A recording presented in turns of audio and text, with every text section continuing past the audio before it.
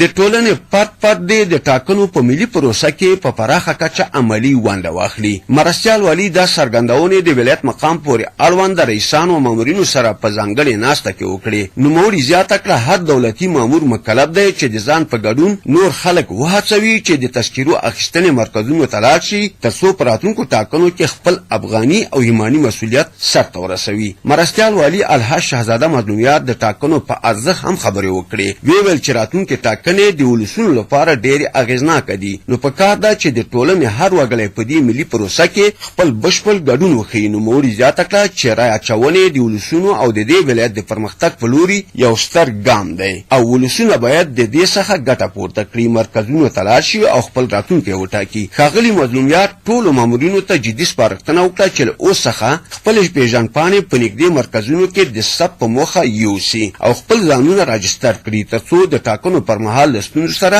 مخ نشي او له دې فساد څخه بې برخې پاتې نشي. بیا د ولایت مقام پورې اړوند رئیسانو او مامورینو مرستیال والي ته ډاډ ورکړل چې خپلې پیژندپاڼې به له همدا اوس څخه په نږدې مرکزونو کې ثبت کړي او د کورنۍ په شمول به نور خلک هم دې ملي پروسې ته د ګډون په موخه وهڅوي.